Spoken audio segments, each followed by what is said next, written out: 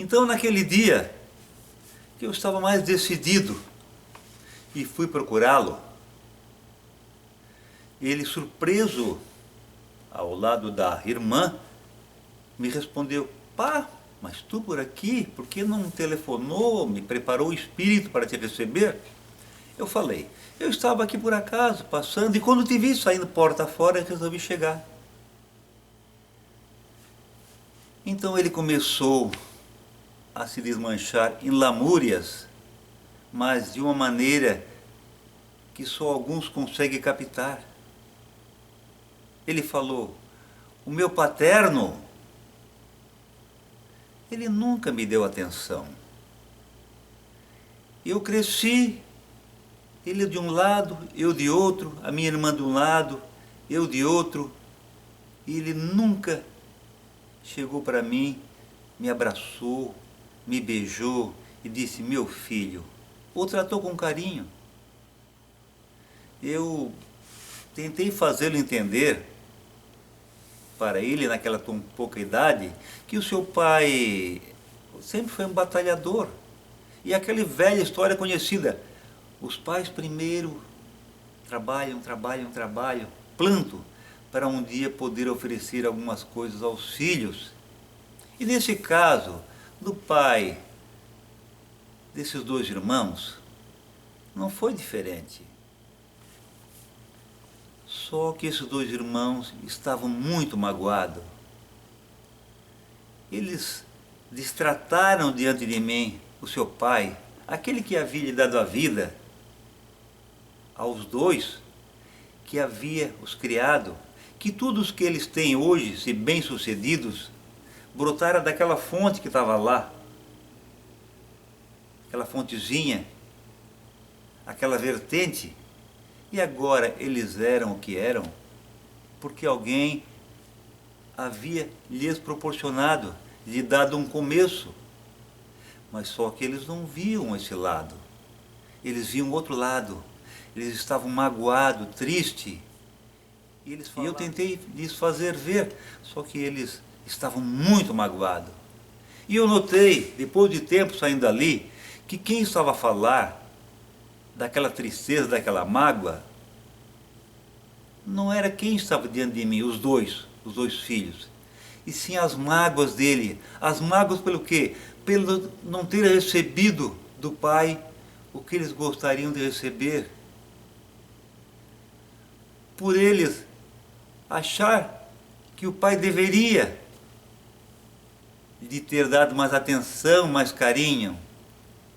Eles choravam através de palavras, eles choravam a tristeza de não ter tido um pai que eles gostariam de ter, de que aquele pai que eles tiveram até então, não diria omisso, mas sempre distante dos filhos por um motivo ou outro, motivos particulares,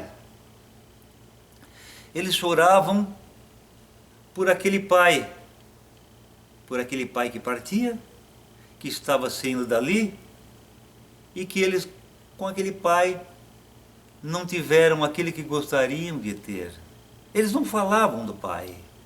A mágoa dizia do desgosto dele. As palavras não eram negativas, não eram pejorativas. O que saía, sim, mas eles choravam, era tristeza de não ter tido aquele pai que gostariam de ter. Eles choravam a tristeza de não ter recebido de aquele herói que eles consideravam herói e que consideram ainda herói, que só daqui 5, 10 ou 20 anos eles vão chegar a essa conclusão. Eles choravam isso aí. Eles choravam a mágoa de o pai não ter lhe dado aquilo que eles queriam, que o que eles sonhavam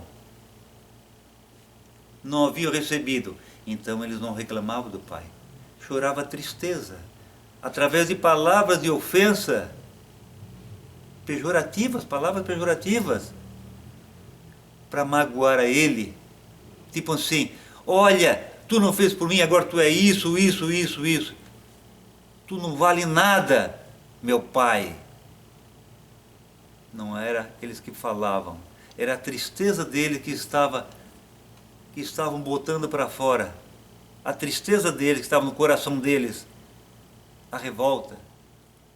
Então quem falava ali eram as suas dores, as dores por não se sentirem aquele filho igual aos demais, que havia recebido tanto ou alguma coisa.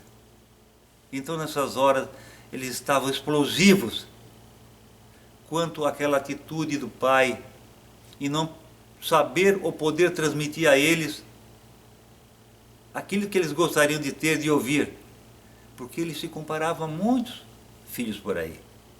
E eles viam nos filhos por aí que o carinho recebido era superior ao que eles haviam tido na vida.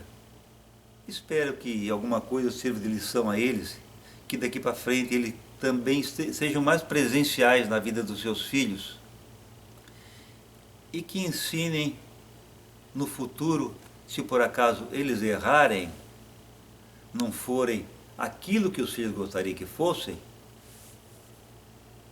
que eles ensinem o filho a se perdoarem, porque a vida é um se perdoar. Daqui não se leva nada, a não ser o que a gente é, de alma pura, branca, dando perdão. Meus amigos, eu acho isso é uma coisa para se pensar, é de se pensar.